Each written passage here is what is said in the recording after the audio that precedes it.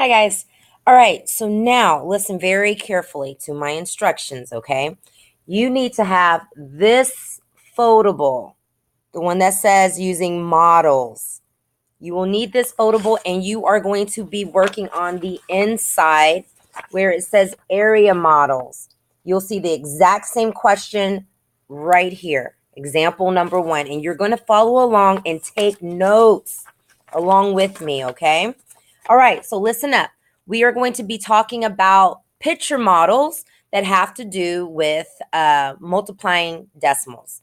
So the first one we're going to do is look here. So we have, let me get my colors. We have Marcy used 6/10 of a bag of dark chocolate chips to make muffins.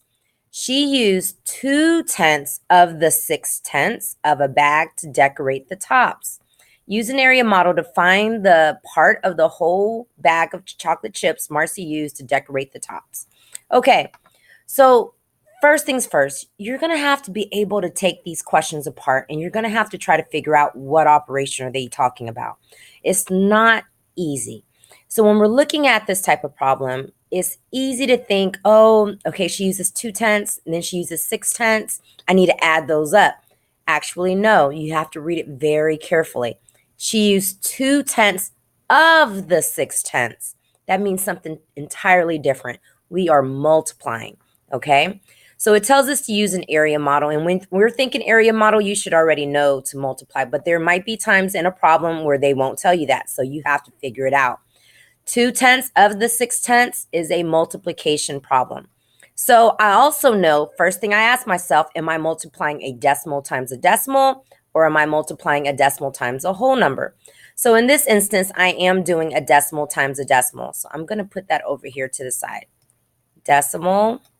Ooh, that is horrible. But you guys can read it. Decimal times decimal.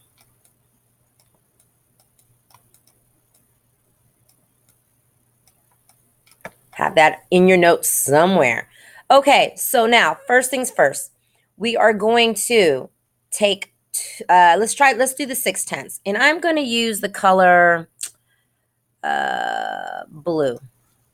So we know we have 6/10, and I'm going to shade in 6/10 on my paper. So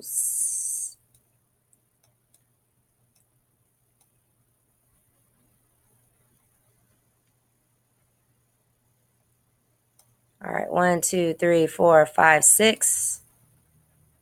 And I'm just going to shade all this in. It looks horrible, but get that in there.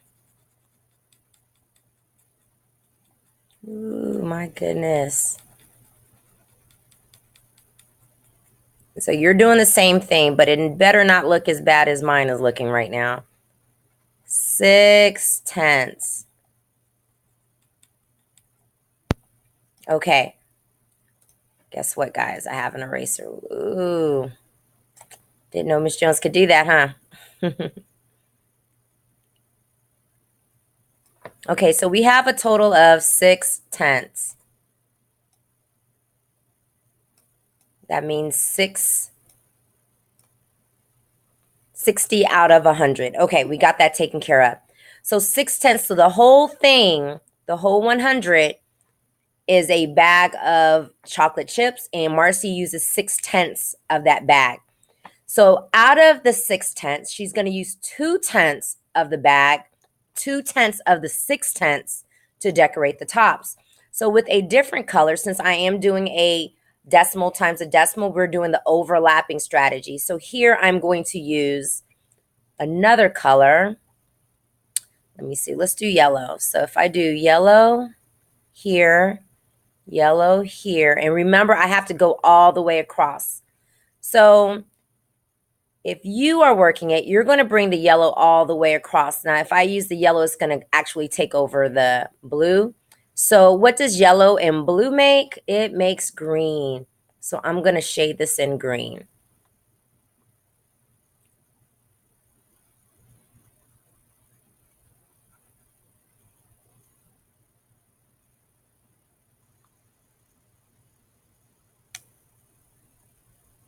Okay, So now just remember that this was supposed to be yellow all the way across, but because of my yellow, I know that yellow and blue, if they were to mix, it would be green. So now my job is to figure out what is the overlapping part. The overlapping part only. That is how I work this problem out.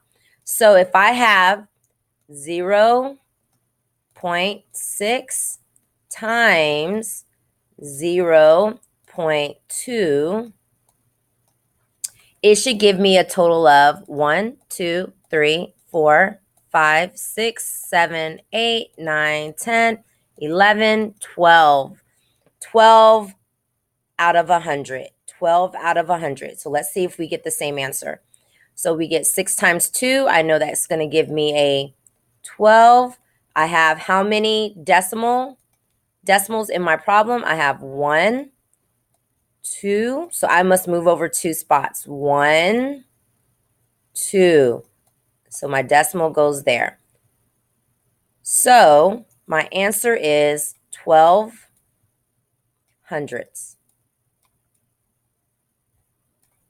Okay, make sure that you are putting this inside of your Photable, and that you have got it copied just like me. And something else I want to show you guys that I haven't really talked to you about, but how do I turn this 12 hundredths into a fraction? Give you a second to think about it. We're going to go 0.2, I'm sorry, 0.12. If just like you say it, you say 12 hundredths, it is the same thing as a fraction, 12 over 100. And we have 12 shaded or overlapped out of 100. All right, guys, so make sure you have your notes down. Make sure you write it in your math stations journal as well. And go to the very next problem, and I will give you a password at that time. Okay, bye, guys.